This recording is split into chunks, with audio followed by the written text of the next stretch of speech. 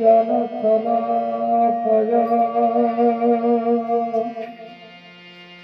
चक्षुरुन्मीलितं येन तस्मै श्रीगुरवे नमः। वन्दे राधपदद्वन्द्व भक्तवृन्दसमान्विता श्रीचैतन्यप्रभुं वन्दे नित्यानन्दसहोदिता। श्रीनन्दनन्दन वन्दे राधिका चरणात्तजा गोपीजनसमायुक्तं वृन्दावनमनोहर वन्दे राधपदम्बुज ब्रह्मादिसुरवन्दितो जयकीर्तनैव पुनाते भुवनत्रय। वृन्दावै तुलसी प्रियाय केशव कृष्ण भक्ति पद देवी सत्वती नमः। पाद यदियो पतम द्वितीय तृतीय पतित यत्र नाभिस्तत पंचमयेव षष्ठभुजान्तर्दर्शकल्लमस्तथान्यं कान्तस्तुराजतमवजति मुखारविन्द दशम प्रफुल्ल एकादश ललाटपत्र शिरके द्वादश गुरुवा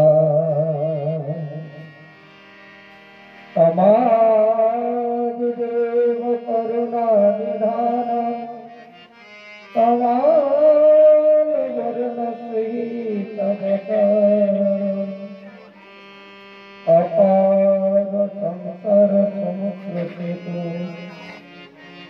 भजामहि भागवत स्वरूप।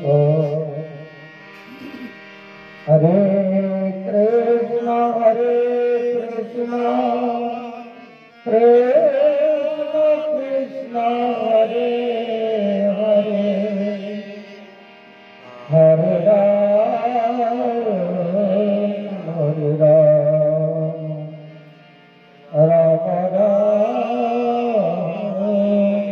हरे हरे।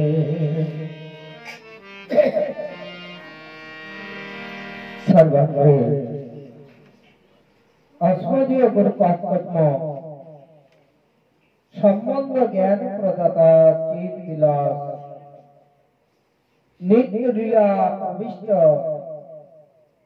परमहंस त्रिप्राजकाचार्य ओम विष्णुपाद अष्टतरो शतोस्त्री श्रीमद भक्ति सुहे अकिंचन गोस्वामी गुरु महाराजेर श्री चरण कमले अनंत कोटि साष्टांग दंडवत प्रणाम जानिए महिषी कृपा भिक्षा करे तिनि नित्य लीलात्मिके रामेर प्रति कृपा दर्शन करो ताहार महिषी चरणे सकातर प्रार्थना जानाई।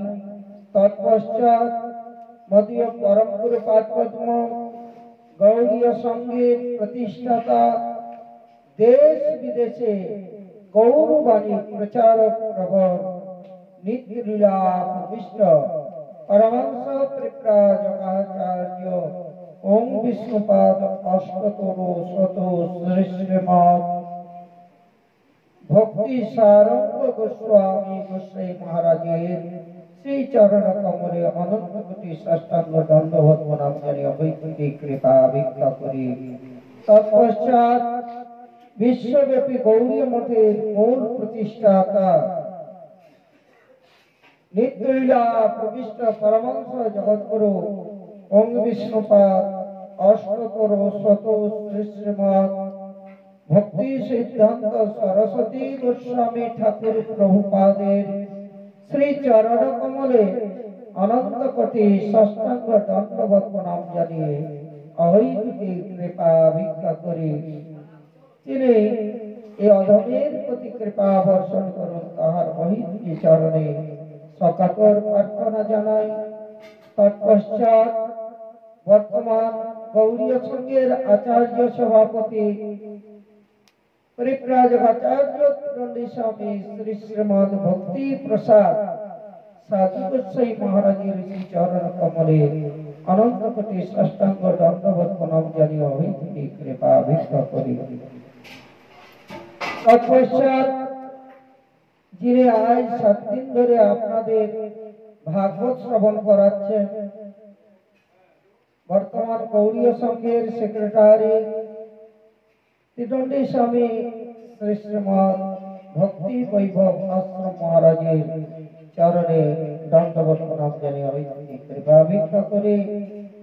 মদীয় সতীর্থ শ্রী নন্দনন্দন প্রভু এবং অন্যান্য ব্রহ্মচারী বৃন্দ, ভক্তমণ্ডলী, মাতৃমণ্ডলী, শত্রুমণ্ডলী সকলকেই যথাযোগ্য দণ্ডবত প্রণাম অভিবাদন জ্ঞাপন করি। সকলের কাছে কৃপা ভিক্ষা করি। শাস্ত্রে বর্ণন করেছে, আমরা তো মনে করছি যে আজকের দিনটি খুব দুর্যোগ দেখা যাচ্ছে, তাই না? যদচ্যুত কথা লাভ কর্ণ পীযুষ বর্জিতম তার দিনং দুর্দিনং মন্যে মেঘাচ্ছন্ন ন দুর্দিনং যদ্দিনং কৃষ্ণ সংলাভ কথা পীযুষ বর্জিতম। আজকের দিনটি মনে হচ্ছে সকলে যে কি দুর্যোগ, তাই না? হ্যাঁ, বৃষ্টি নামছে শীতকালে, বর্ষাকালে বৃষ্টি পড়ে সেটা ঠিক আছে, হ্যাঁ, শীতকালে বৃষ্টিটা একটু কষ্ট দেয়, এটা ভিজা যায়। বর্ষাকালে বৃষ্টিতে ভিজা যায়, শীতকালে বৃষ্টিতে ভিজা যায় না। যাই হোক, দুর্যোগ বলে মনে হচ্ছে, কিন্তু এটা আমাদের শঙ্কর প্রভুর মনে হচ্ছে যে তার বাড়িতে এই 5 দিন ধরে যে বৈষ্ণব সভার আয়োজন চলছে, সেই জন্য মনে হচ্ছে ভগবানের ইচ্ছা যে শেষ দিনটা ওর বাড়িতেই ভাগবত শেষ হবে। এটা জানতে হবে যে তার বাড়িতে যে বৈষ্ণব সেবা ফল, এটাই বৈষ্ণব সেবার ফল, যে তার বাড়িতে 7 দিনের দিনটি তার বাড়িতেই ভাগবত হচ্ছে। যাই হোক, তাহলে আমরা আজকে মনে করছি যে দুর্দিন, কিন্তু শাস্ত্রে বলছেন এটা দুর্দিন নয়। শাস্ত্রে বলেছেন এটা দুর্দিন নয়। কোন দিনটি আমাদের দুর্দিন জানে? কোন দিন দুর্দিন? যেদিন আমাদের কর্ণকুহকে ভগবানের কথামৃত প্রবেশ না করবে, অর্থাৎ শ্রবণ কীর্তনের সুযোগ না হবে, সেই দিনটাই দুর্দিন। মেঘাচ্ছন্ন দিন দুর্দিন নহে।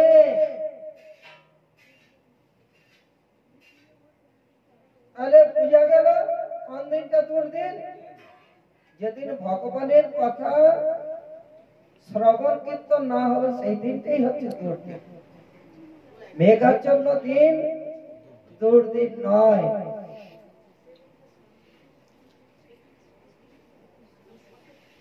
এটা ভগবতের ইচ্ছা, ভগবানের ইচ্ছা ব্যতীত কোন কার্য হয়নি। কেননা একলা ঈশ্বর কৃষ্ণ আর সব ভৃত্য যারে জয়ছে নাচায় তৈছে করে নিত্য। ভগবান একদা ঈশ্বর আর সব তার ভৃত্য।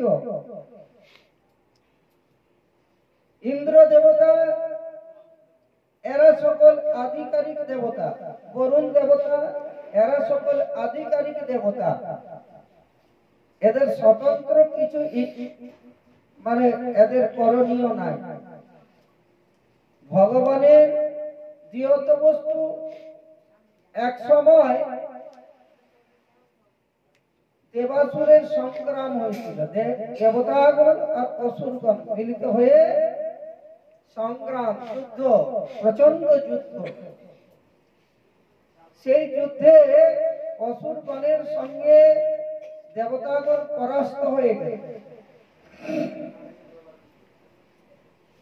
তখন সমস্ত দেবতাগণ গিয়ে ভগবানের কাছে ব্রহ্মা সহ ক্ষীর সমুদ্রের তীরে গিয়ে ভগবান আরাধনা করলেন। ভগবানের মন্ত্র আদি জপ আদি করে ভগবানকে সন্তুষ্ট করলেন। ভগবান বললেন, ঠিক আছে, তোমরা যাও, আমি তোমাদের শক্তি প্রদান করছি, তোমরা যুদ্ধে জয়লাভ করবে। পুনরায় দেবতাগণ যুদ্ধে এলেন এবং ভগবানের শক্তিতে, তার শক্তির উপরে ভর করে প্রচন্ড যুদ্ধ চলল এবং অসুরগণকে পরাস্ত করে দিলেন। এইবারে পরাস্ত করার পরে একটা দেব সভা বসেছেন। সেই দেব সভাতে সকলে বলছেন আমার শক্তির দ্বারা, ইন্দ্র বলছে আমার শক্তির দ্বারা, হ্যাঁ, যত দেবতা আছে সব বলছে আমাদের নিজ নিজ শক্তির দ্বারা অসুরগণকে আমরা পরাস্ত করে আমরা জয়লাভ করেছি। ভগবান বললেন, বারে যার শক্তিতে জয়লাভ করলো, এখন জয়লাভ করার পরে বলছে আমার শক্তিতে। ভগবান তখন কি করলেন না, একটি ছদ্মবেশে তপস্বীর বেশ ধারণ করলেন। ভগবান তপস্বীর বেশ ধারণ করলেন। তপস্বীর বেশ ধারণ করে যেখানে দেবসভা বসেছেন, সেই দেবসভা সমস্ত দেবতাগণ যেন দেখতে পায়, এই রকম জায়গাতে ভগবান বসলেন। বসার পরে সেই তপস্যায় বসলেন, আর কি এইরকম বসে না, বসার তো তপস্যায় বসলেন, ধ্যানস্থ হয়ে বসলেন। সমস্ত দেবতাগণ ভয়ভীত হলো, সব থেকে ইন্দ্র দেবতা। কেউ যদি তপস্যা করে, ইন্দ্র দেবতার সব থেকে ভয় বেশি হয়। না জানি তপস্যা করে ভগবানকে সন্তুষ্ট করে যদি ভগবান বলে তোমার মন বাঞ্ছিত বর প্রার্থনা করো, আর যদি বলে আমাকে ইন্দ্রাসনকে দাও, তাহলে তো আমার গেল, আমার অধিকার গেল। সেই জন্য সব থেকে ভয় হয় ইন্দ্র দেবতা। ইন্দ্র দেবতা বলছেন সব থেকে কনিষ্ঠ দেবতা। অগ্নি দেবতাকে পাঠালেন, যাও তুমি জেনে আসো ওই তপস্বী কে, কেন কিসের জন্য তপস্যা করছে। ইন্দ্র দেবতাগণের রাজা, তার আদেশে অগ্নি দেবতা কথা বলার আগেই ভগবান তপস্বী রূপী ভগবান বলছেন, কে তুমি? বলে আমি। বলে আমি অগ্নি। খুব গর্ব করে বলছে আমি অগ্নি। বলছে বাহ, তুমি অগ্নি? বলে তোমার কি ক্ষমতা কি আছে? বলছে আমার ক্ষমতা, আমি ইচ্ছা করলে মুহূর্তের মধ্যে সমস্ত উড়িয়ে ছাই ভস্ম করে দেব, এত বড় আমার ক্ষমতা। ভগবান যে তার যে শক্তিটা দিয়েছিলেন, তাকে যে অধিকারটা দিয়েছিলেন, সেই অধিকারটা তিনি কেড়ে নিলেন। অধিকারটা নিয়ে নিলেন, নিয়ে নেওয়ার পরে বলছে এইবারে একটা তৃণ নিয়ে বলছে তুমি এইটাকে ভস্মীভূত করো। কিন্তু শত চেষ্টা করেও আর ওই তৃণটুকুকে পুরাতে পারলেন না, ব্যর্থ হয়ে গেল। অপমানিত হয়ে মাথা নত করে দেব সভায় ফিরে এলেন। কি ব্যাপার? বলে ওই মহাপুরুষটিকে আমার শক্তিতে আমি বুঝতে পারলাম না। পবন দেবতাকে বললেন, যাও তুমি যাও, জেনে আসো কোন মহাপুরুষ ওই। পবন দেবতাও যখন গেলেন, যাওয়ার সাথে সাথে বললেন, কে তুমি? বলছে আমি। ওকে তো বলে নাই এরকম ভগবানের কাছে পরাস্ত হয়ে গেছি। দেবসভা গিয়ে অগ্নি দেবতা তো বলেন নাই।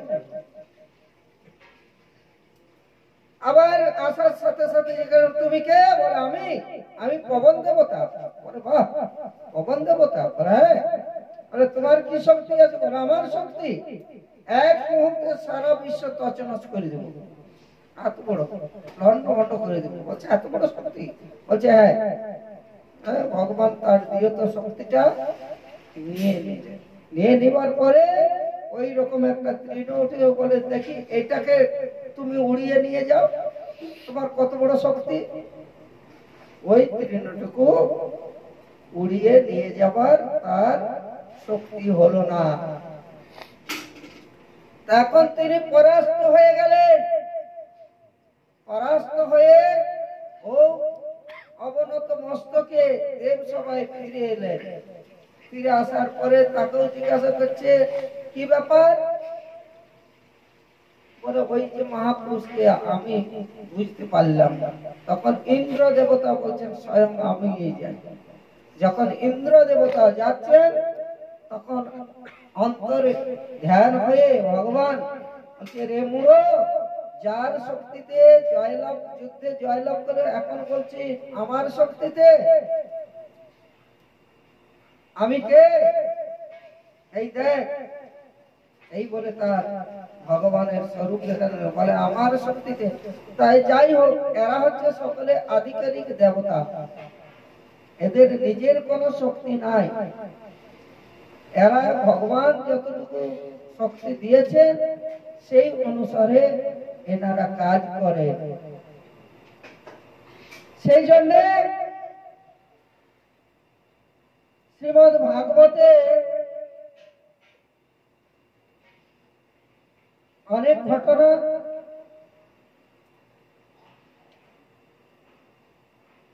তো ভাগবতের মধ্যে আমি একটা প্রসঙ্গ বলে মহারাজকে ছেড়ে দেব, আমার বাণী বিশ্রাম দেব। ভগবান শ্রীকৃষ্ণ গোচারণ করতে করতে বৃন্দাবনে, অর্থাৎ মথুরা এবং বৃন্দাবনের প্রায় মাঝামাঝি বলা যায়, এটা বৃন্দাবনের মধ্যেই ধরা যায়। গোচারণ করতে করতে ভগবান কৃষ্ণ এবং বলরাম ভগবত ইচ্ছাতে সেদিনে কেউ আহার নিয়ে যায়। অন্যদিন সকলে তাদের মায়েরা আহার প্রত্যেক ছেলেদের দিয়ে দেয়, বিভিন্ন বিভিন্ন যার মাঝে এরকম ভাবে সুস্বাদু বস্তু তৈরি করে বেঁধে দেয়, সেইগুলি ওরা গোচারণে গিয়ে একত্রিত ভোজন করেন।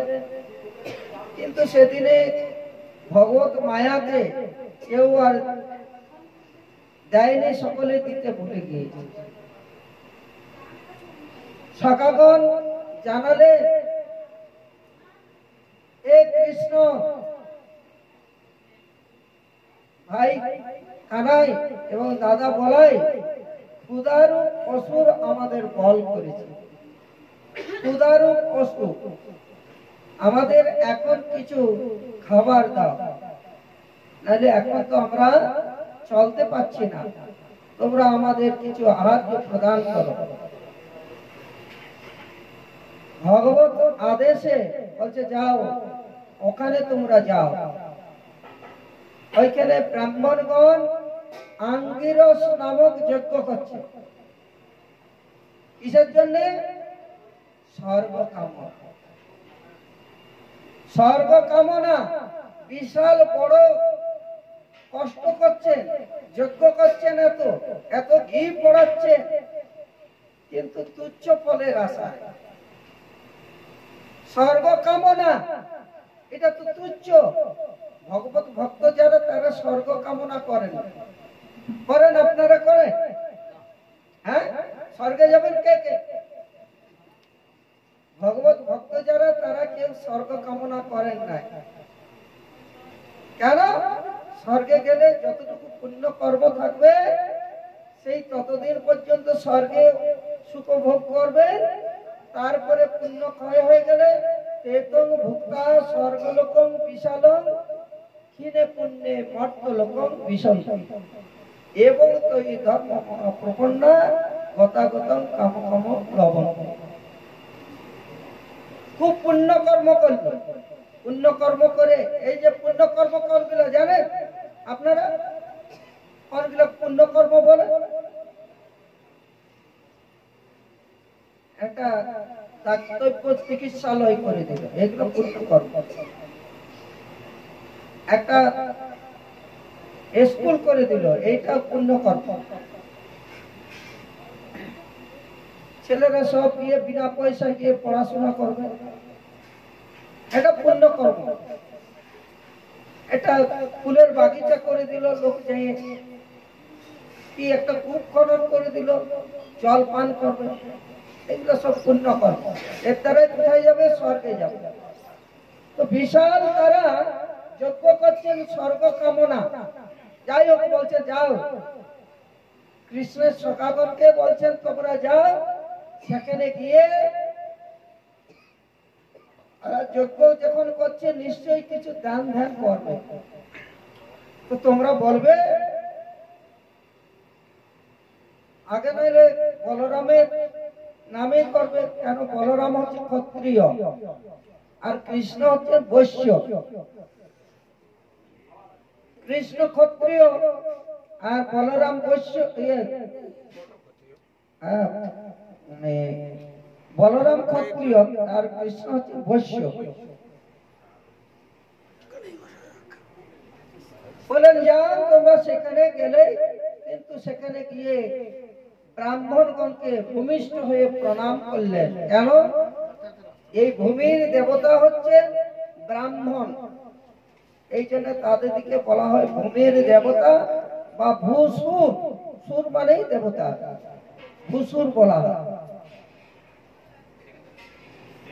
তাদের দিকে। এরা তো বৈশ্য গোয়ালা, সেই জন্য ব্রাহ্মণগণকে যজ্ঞ করছে, সেখানে যে ভূমিষ্ঠ প্রণাম করলেন। কিন্তু তারা এমন অহংকারে গর্বিত হয়েছে যে তারা কৃষ্ণের সখাগণ গিয়ে যে কথা বলছে কোন কথাতে তারা কর্ণপাতেই করে না। এই সাধারণ কি একটা গোপ বালকগণ, এরা গোয়ালার ছেলে, আমরা যজ্ঞ করছি, আমরা কি ওদের সঙ্গে কথা বলবো, এরকম ভাবে কথা বললেন না। কিন্তু নিয়ম আছে, অতিথির যস্য ভগ্নাশ গৃহাৎ যদি ন বীর্যতে ন তস্মৈ দুষ্কৃতি দত্তা পুণ্য মাদায় গচ্ছতি। অতিথি যদি গৃহে আসে, আরে কিছু যদি নাও থাকে, পূর্ব অদৃষ্ট দোষে কিছু যদি না থাকে ঘরে, এই কথাগুলো, এই কটা বস্তুর কারো কোনোদিন অভাব হয় না। জানেন এই কটা বস্তু কি? আসুন আসুন আসুন, স্বাগত, আসুন আসুন আসুন, বসুন বসুন, কিছু নাই, ভাত নাই, একটু খড়কুটা দিয়ে হলেও বসুন, তৃণা পাতা দিয়ে বসুন বসুন বসুন বসুন। এইগুলা কি কারো অভাব হয়? আচ্ছা, মধুর সুমধুর বাক্য এবং জলটা কারো অভাব নাই। আসুন, মনে হচ্ছে ক্ষুধার্ত, একটু জল পান করুন। এইবারে সে মধুর বাক্যের দ্বারা বলবে, দেখুন আমার তো কিছু নাই, ভগবান সেই রকম কিছু দেয়নি, থাকলে আপনাদের দিতাম, কিন্তু দেওয়ার মতো কিছু নেই। কিন্তু থাকতে থাকতে অনেকেই বলেন আমরা তো ভিক্ষায় যাই, খুচরা পয়সা নাই। ভগবান হরে কৃষ্ণ, খুচরা পয়সা নাই, 5 টাকা 10 টাকা 2 টাকা 1 টাকা খুচরা পয়সা নাই। বড় নোট গুলো বার করবো না, ভগবানের জন্য বড় নোট বার করবো না। হ্যাঁ, খুচরা পয়সা 1 টাকা 2 টাকা 5 টাকা 10 টাকা এইগুলা নাই, বলে দিচ্ছে নাই, কিছু দিবার মতো নাই। বিত্তশাস্ত্র দোষ হয়ে যাবে। ভগবানের বস্তু ভগবানকে দিচ্ছেন না, এটা আপনাদের বিত্তশাস্ত্র দোষ হয়ে যাবে, সেটা তার বুঝছেন না, মানে নাই বলে দিল। আমার ক্ষমতা নাই। আরে সবই বস্তু ভগবান দিয়েছেন। ঈশাবাস্য মিদং সর্বং যৎকিঞ্চিৎ জগত্তং জগৎ তেন তত্তেন ভুঞ্জিতম আদিত কস্য সিদ্ধম। এই বিশ্ব ব্রহ্মাণ্ডে যাহা কিছু সব ভগবানের বস্তু। ভগবানকে দিয়ে গ্রহণ করো। যদি তাকে বহু ধন, নিজে হবে অকিঞ্চন, বৈষ্ণবের কর উপকার, হৃদয় বহু প্রেমানন্দে হরি হরি। আচ্ছা আসুন, সামনে সামনে দিকে আসুন। জায়গা কম, যত জায়গা কমিয়ে বসতে পারেন ততই ভালো।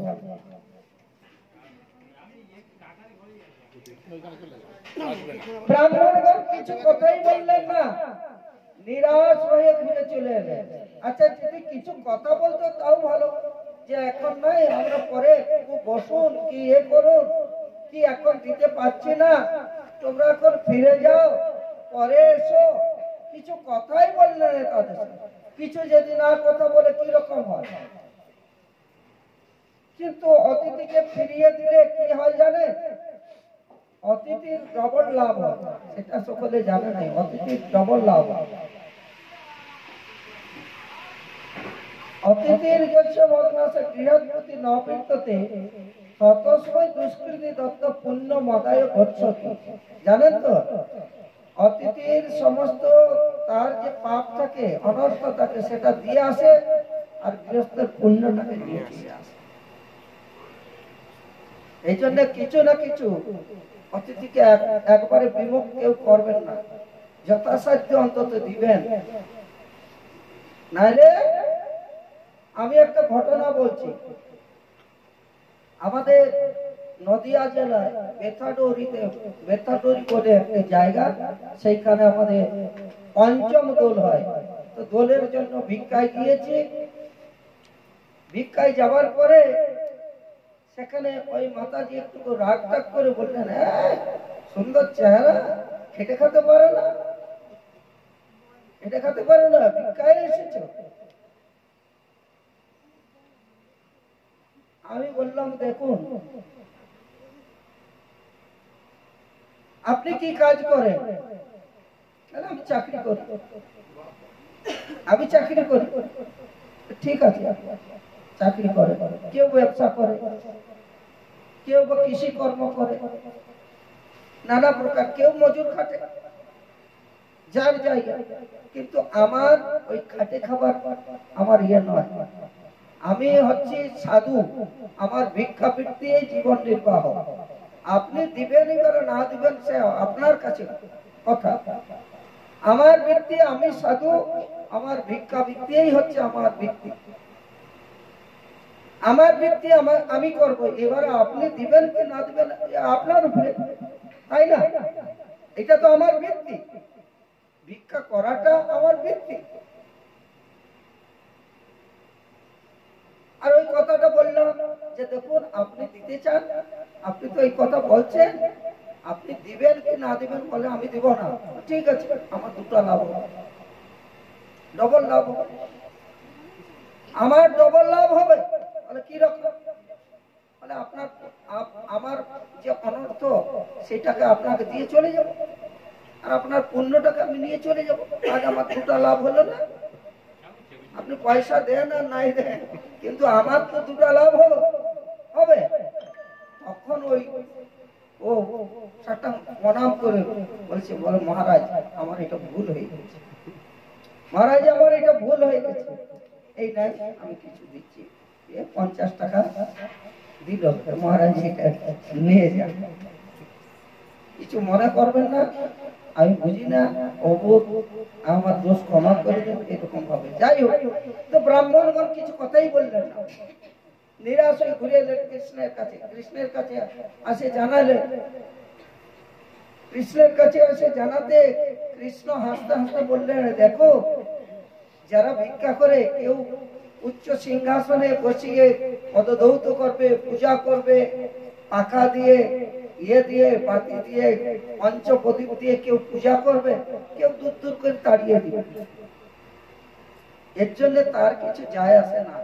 তুমি তোমরা কাজ করো, ওরা তো দেয়নি, কিন্তু এরা ব্রাহ্মণগণের মুখে এবং পূর্ণমাসী মুখে শ্রবণ করেছে আমার গুণের কথা, আমার রূপের কথা, আমার মহিমার কথা, আমার লীলার কথা শ্রবণ করেছে, কিন্তু কখনো এরা আমাকে দর্শন করেন নাই।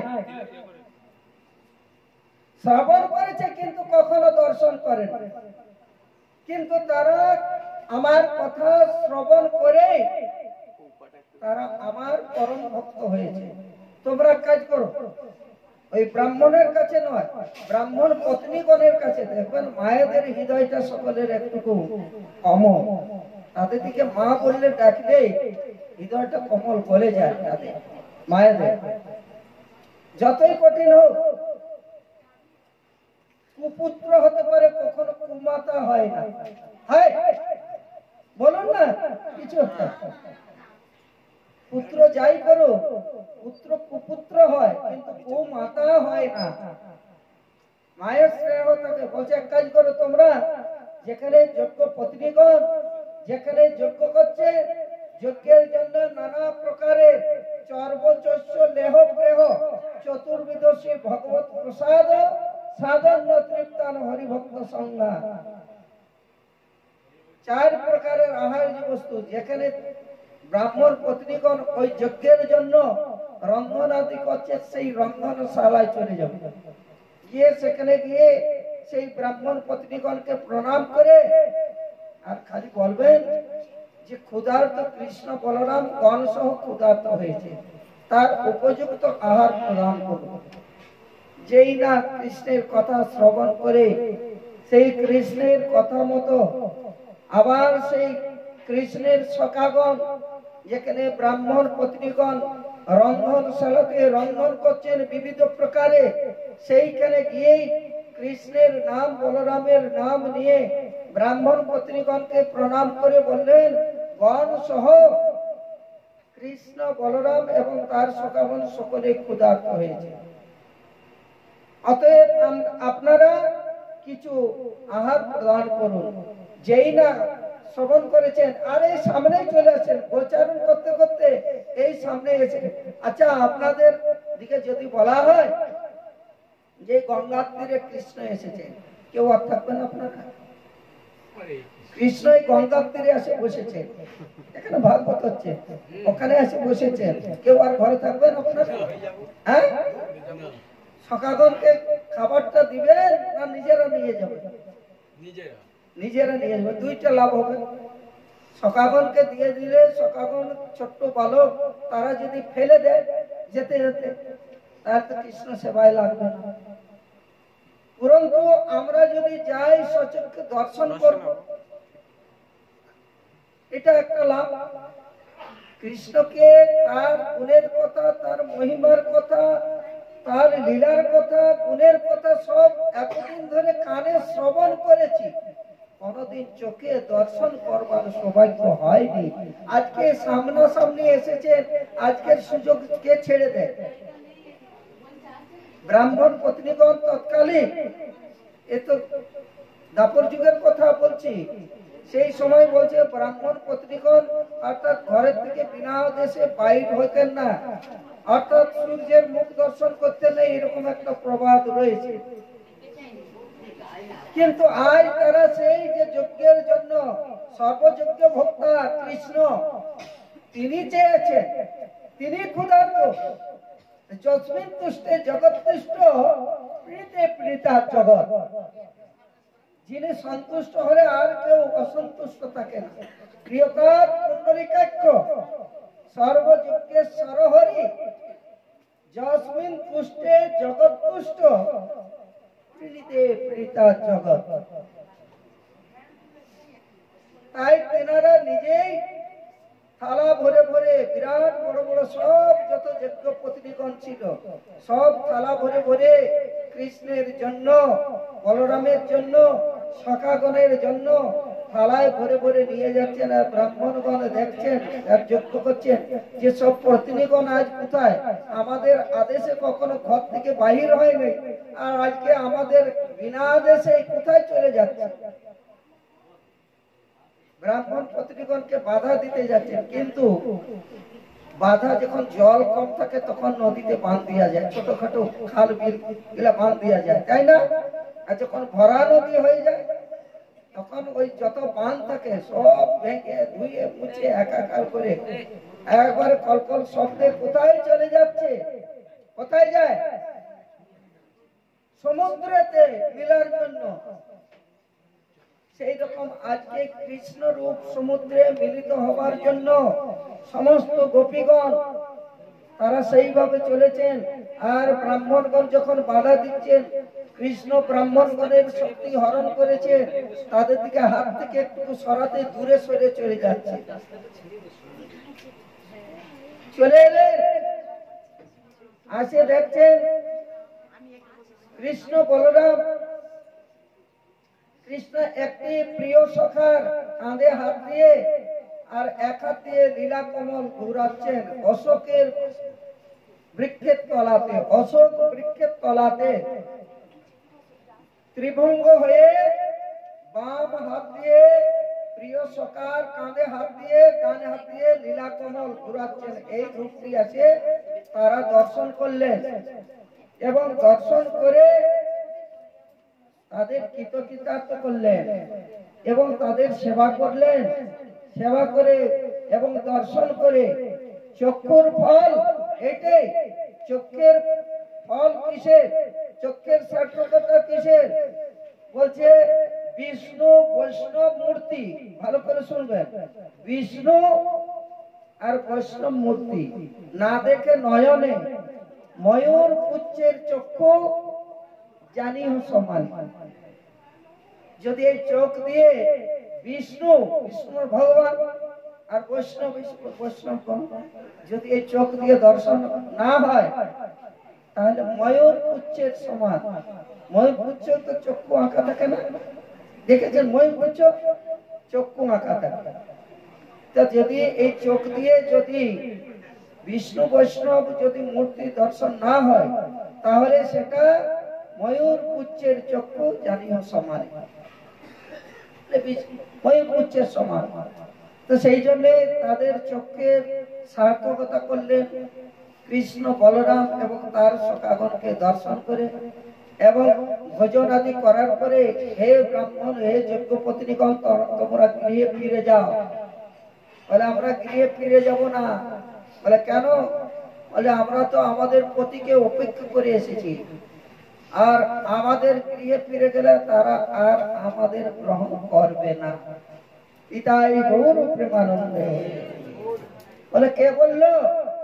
আমি বলছি, তোমরা গৃহে ফিরে যাও।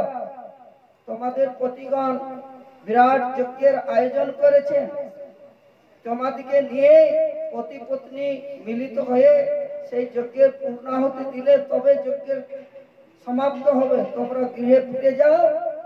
আর আমি বলছি, তোমাদের পূর্বে যা শ্রদ্ধা করত, তোমাদের যে আদর করত, তার থেকে শত গুণে তোমাদের আজকে আদর করবে, শ্রদ্ধা করবে। নিতাই গৌর প্রেমানন্দে।